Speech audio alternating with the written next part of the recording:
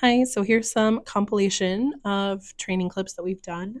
We broke them up throughout her stay. We'll do a little bit tomorrow too, but I want to go ahead and give you kind of an update of how she did. She, of course, did fantastic. And we created this puzzle feeder sensory kit where it's a kiddie pool with a bunch of play balls, as you see, and we sprinkled some treats in there. And she has to stick her whole face in to get to the bottom of the treats. She loved this. She didn't know whether she wanted to pick up the balls and hand them to me or she wanted to go for the treats. But something just to be a little bit different. Now, I did use this as a recall opportunity. So, hey, I want you to leave it, come back to me. So that's where she's like, I brought a ball. And then she sits beautifully. And then she gets to go back in and find the treats and toys. This is all about how to engage her mind and her thought process. But it was just a fun little clip that we had set up for all the dogs this weekend.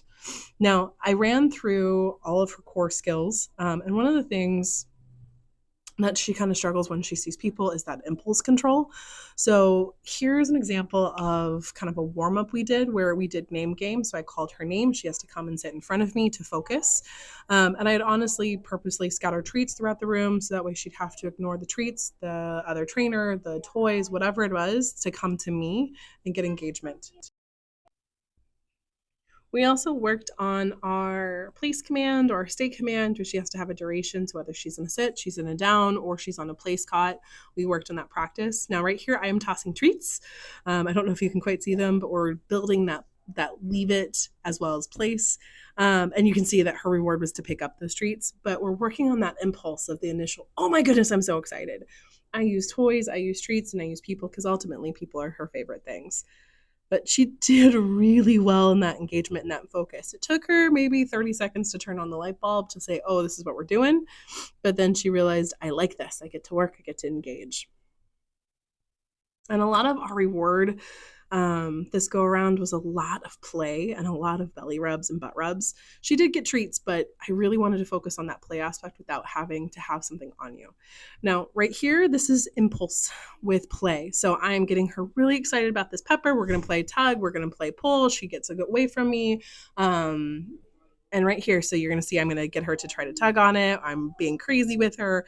And then I'm going to hold really still and I'm going to say her name only once. So I'm going to say Scottie, and then I wait till she lets go of it. The idea behind is that we're loading her name as a command in and of itself. So right here, you see I completely stop.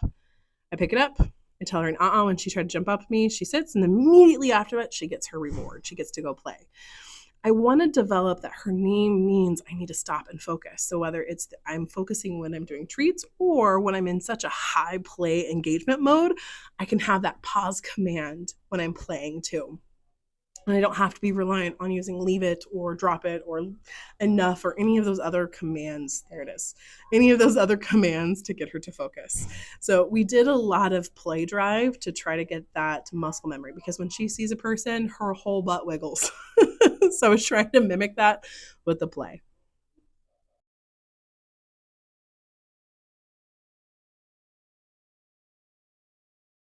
So here you can see us working on place.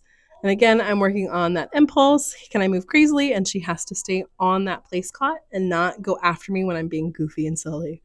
Um, she loves people and she loves working. So how can I really almost trick her to where she knows she's self-regulating that thought process?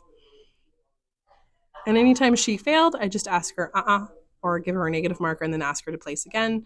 And right there, she did a beautiful redirection herself.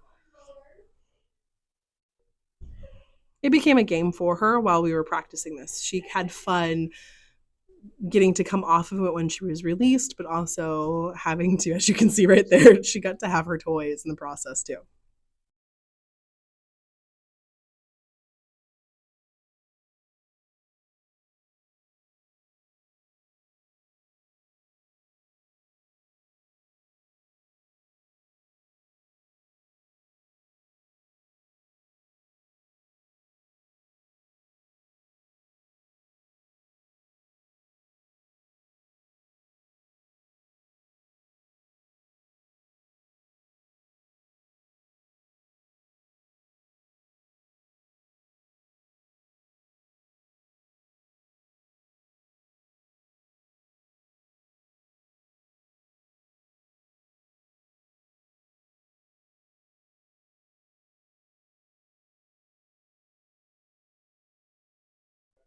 Also, I wanted to send one last clip of her getting some puzzle feeders that spin.